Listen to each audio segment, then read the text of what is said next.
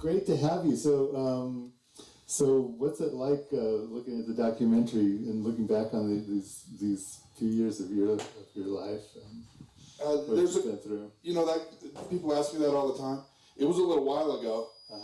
So there's an aspect of like, I wish they could see me now because I'm so much better at a lot of those things. So there's an aspect of that. But it's also, every time I watch it, I wonder, is it still going to be cool or is it still going to be impactful? And it's pretty awesome to watch it again and realize, yeah, it's a really good story. I'm so thankful to be part of it. And my relationship with Chris has grown so much since then that it's just really amazing to have that thing to always bring us back together. Yeah. And can you introduce yourself? Hi, I'm Lane. You want the mic? Yeah, I would Okay, love the mic. Hi, guys. Right. So I'm one of the filmmakers that made it, and then Michelle, the co-director, couldn't be here, but she was a big part of it. Yeah. So how did you first meet these guys? It was Michelle's idea, and she knew Chris. It was before I had met Ryan. And, South Lake Tahoe is a small town, and we were kind of looking for something we could shoot locally, and she brought the idea, like, hey, let's follow this guy. And then, at that time, you don't know where it's going to go at all. It was 4 years in shooting, so we had no clue, what it would look like. Yeah.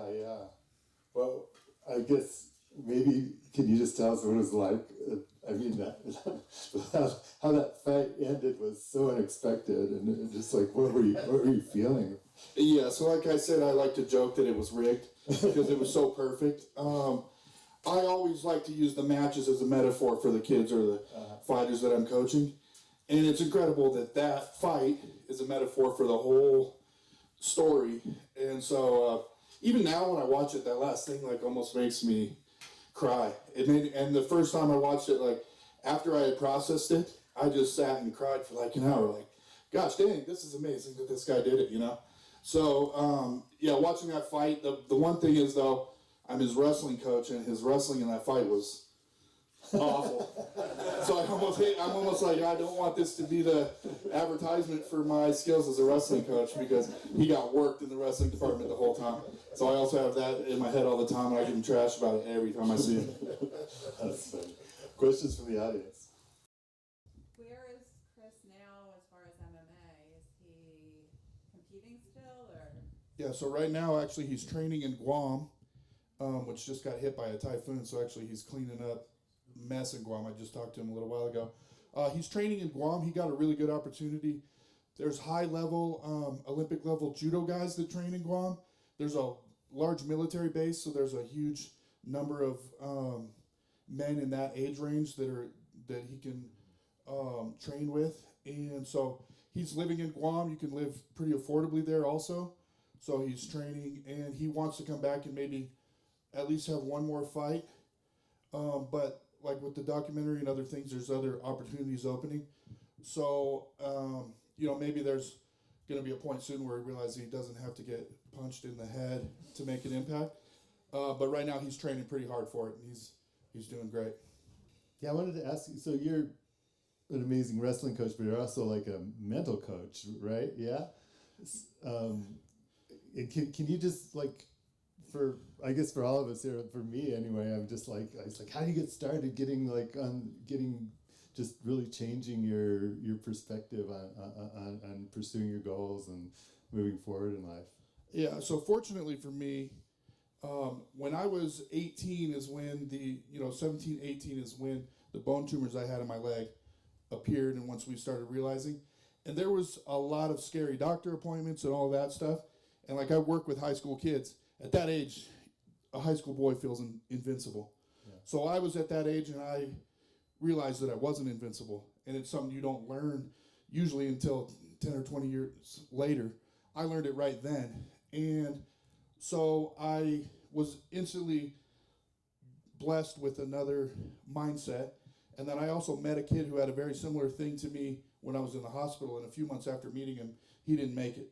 And so I always thought, I got a chance, I got something, there's a reason why I'm here, or even if it's not a external reason, there's a purpose I have, is to make the most of my second chance.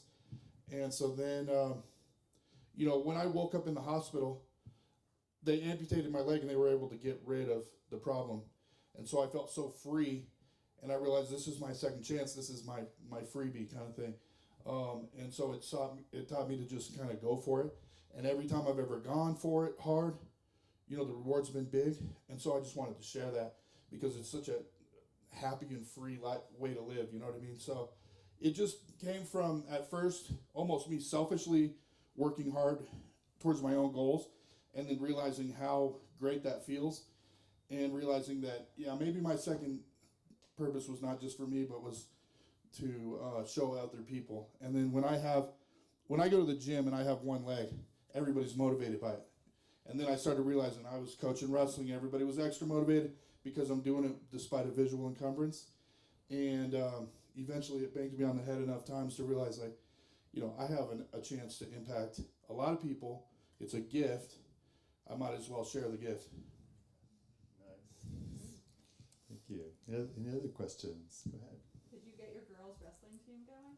Yeah, so our girls it's awesome. I almost want to forget about the boys now because the girls team, they are awesome. And we had a bunch of girls that were kind of they had to wrestle boys sometimes, and we were getting discouraged, and then we went to an all-girls tournament and just clobbered everybody and came home with a bunch of medals. The girls team is rocking, and it's a ton of fun. And now Nevada recognizes girls wrestling officially, and I was a big part of helping get that pushed.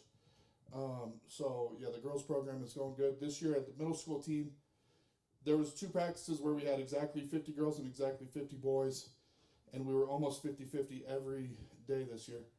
So it's going great. We played Momentum the day that I did wrestling signups.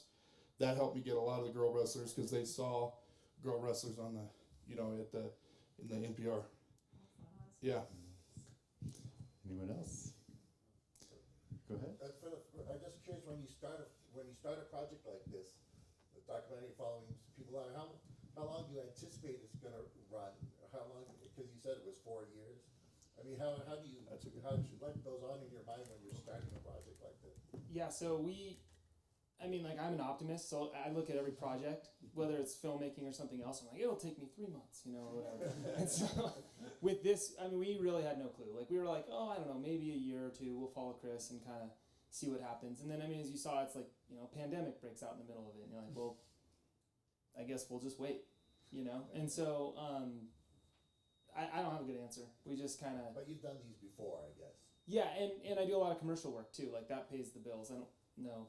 For me, at least, it's not like documentary work is the thing paying the bills. That was all basically self-financed. So, I don't know. It's like life. You just got to kind of be patient, I brought my 6-year-old here today, which during the first film, I wasn't sure if that was a good idea or not. But I like to show him, how you get something done. Just keep at it. Yeah. So are you going to work with Michelle again on your next project? I don't know, are you partners or? Yeah, so we partnered on this, and then we've worked on a couple other things together. We do some advertising work together, and then, I don't know. I think we're going to see where this one goes, and then take it from there. Nice. And how about for you? What's your next big goal? So my main goal, I don't really get my own goals anymore as much because I have so many kids that I'm coaching. I'm going to try to get in the ring one more time. Nice. And I want to do, I got a new leg they told me to test the strength capacity of it. And so I want to get 500 on the bench press and 500 on the deadlift on the same day. So that's just a little, sort of like an ego goal right there. And then I want to, the kids finally talked me into, I'm going to get a YouTube channel going. I just started it. And I want to try to get this thing going to Boys and Girls Clubs and schools and everywhere and just kind of spread that message, see if I can, I like to say I want to see if I'm the unicorn that I see in the mirror. See if I can spread that joy. Amazing. What's your YouTube channel? So it's just called Ryan the Champutee Wallace. That's the same thing as my Instagram. I got cards too that I just made. Never try to cut your own cards, by the way. That was first I tried to have the detention room kids do it, and it was a complete mess. I'm sure his 6-year-old could do it better than them. And then I did it, and I was in there thinking this is definitely a waste of my talents. Well, thank you both so much for coming. It's really, really great work. Yeah.